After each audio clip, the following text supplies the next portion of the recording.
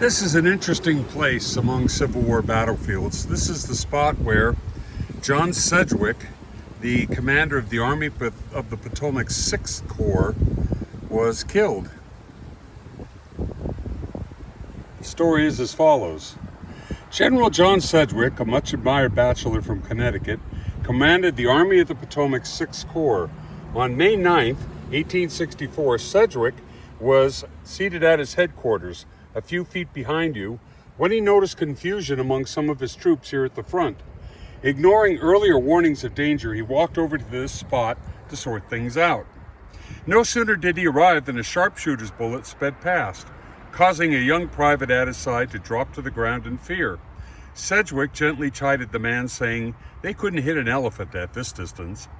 A second shot followed, then a third, the last followed by a sickening thud. The general pitched to the ground, blood gushing from a hole just below his left eye. He was the highest-ranking Union officer to die during the Civil War.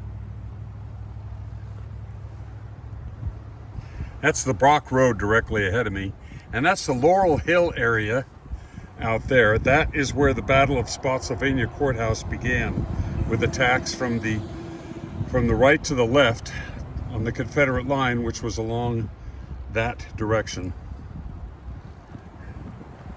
Sedgwick's headquarters, a few feet behind us, is right here.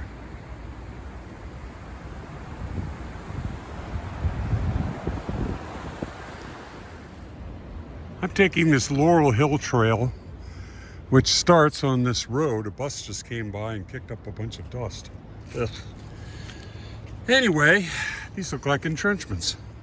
Warren's line. Following its failure to take Laurel Hill on May 8th, General Gouverneur Warren's 5th Corps entrenched here. This crescent-shaped work protected 2 Union cannons, and so it is a crescent-shaped work. Warren's line extended from the Po River, 1 mile to your right, to the Brock Road, a short distance to your left. That's where I was at. The Confederates held a strong position on the opposite edge of the field, 1/4 mile ahead of you.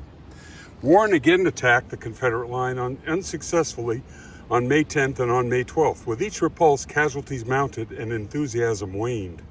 It is not a matter of surprise that they had lost all spirit for that kind of work, explained one Union officer, as their previous experience had taught them that to attack was certain death on that front. Stymied at Laurel Hill, Grant turned his attention to the Mule Shoe Salient, 1 mile to your left, that way. There, Union arms enjoyed greater success. This is an engraving from Harper's Weekly showing Union artillerists in action near Spotsylvania Courthouse. Not necessarily here, but yeah. I'm in the middle of a field here. This is where the Spindle House once stood. And I'll read that plaque as soon as I wheel around on the trees and can see it. Spindle House. Most Spotsylvania families lost property during the war, but Sarah Spindle nearly lost her life. The 36-year-old widow and her family had just sat down to breakfast on May 8, 1864, when the popping of rifles announced the presence of hostile troops. Confederate soldiers started digging protective earthworks on one side of the farm, in front of you. Minutes later, Union infantry appeared on the other side of the farm, behind you. They soon charged into Mrs. Spindle's yard and orchard. Fighting raged. For the rest of the day, Mrs. Spindle's farm would become the most contested piece of ground in North America. Fearing that the Federals would use the house as cover, Confederate artillery pummeled it with explosive shells, setting it on fire. Mrs. Spindle and her family ran screaming into the bedlam outside. They dodged their way southward, to your right, that's south, and crossed the Po River to safety. The house burned to the ground. Sarah Spindle escaped with her life, but lost everything else. And here's a picture that says, in 2004, archaeologists discovered the remains of a chimney at the Spindle House.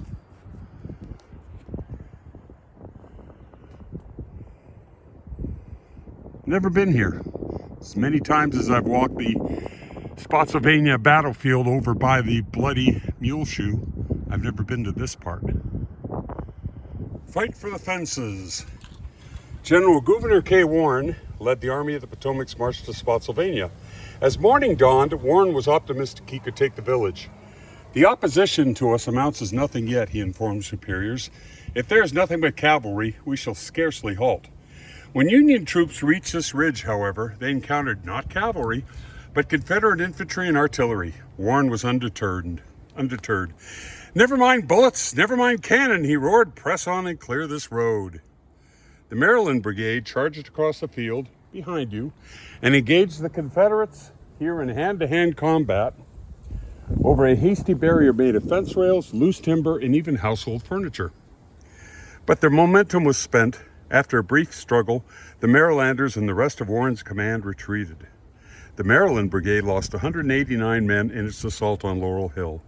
As the survivors streamed toward the rear, General Warren seized a flag and attempted to rally them.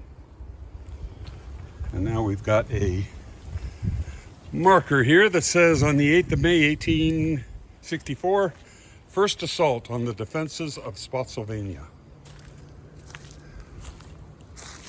This little, nearest approach on this front, 7th Maryland Infantry. I guess this marks about as far as they got.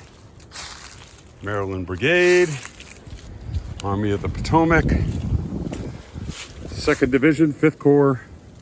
Never mind cannon, never mind bullets. Press on and clear this road. Let's press on. Trail. And it's marked by a blue hatch and a white hatch mark. Okay, let's take our bearings. Out that way is the Spindle House. Out that way is the road where I parked, where the trail began. That's where General Sedgwick was killed. The trail continues in this direction. And to conclude my video today, this is the Mule Shoe Salient. This is a wretched line. I do not see how it can be held. Weird clicking sounds.